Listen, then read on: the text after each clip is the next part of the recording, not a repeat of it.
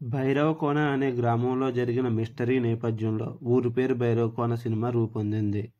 గరుడ పురాణంలోని చివరి పేజీ ఉన్న ఊరిలో అతీత శక్తులు ఉండటం, అక్కడికి హీరో వెళ్లి చిక్కుకోవడం, ఆ తర్వాత అతడు ఊరిలోని రహస్యాలను ఛేదించడం అనే అంశాలతో దీన్ని తెరకెక్కించారు. ఎలాగైనా ఈసారి విజయాన్ని సొంతం చేసుకోవాలని సందీప్ కిషన్ నటించిన ఊరి పేరు భైరవకోన మూవీ ఎన్నో అంచనాలతో తాజాగా ప్రేక్షకుల ముందుకు వచ్చేసింది. దీనికి ఆరంభంలోనే డీసెంట్ టాక్ వచ్చింది. అందుకు తగ్గట్లుగానే ప్రేక్షకుల నుంచి స్పందన కూడా లభిస్తుంది. ఇదే కంటిన్యూ అయితే కలెక్షన్లు కూడా భారీగా వచ్చే అవకాశాలున్నాయి.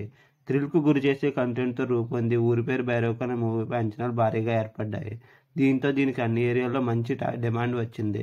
ఫలితంగా ఈ సినిమా నైజాంలో 3 కోట్లు, సీడెడ్లో 1.30 కోట్లు, ఆంధ్ర మొత్తం 4.40 కోట్లు బిజినెస్ చేసింది.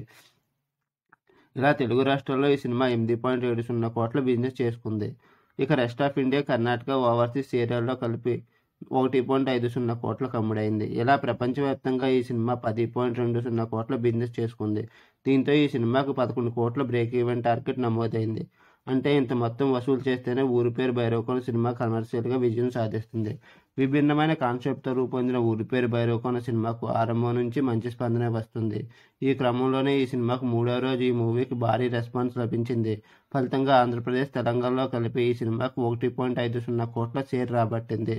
వరల్డ్ వైడ్గా 1.80 కోట్లు వసూలు చేసింది. ఇలా 3 రోజుల్లోనే 6.60 కోట్లు కలెక్ట్ చేసింది.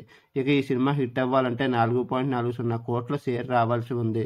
మీకు నా వీడియో నచ్చినట్లయితే లైక్ చేయండి, షేర్ చేయండి, సబ్స్క్రైబ్ చేయండి, కామెంట్ చేయడం మర్చిపోవద్దు. Thank you.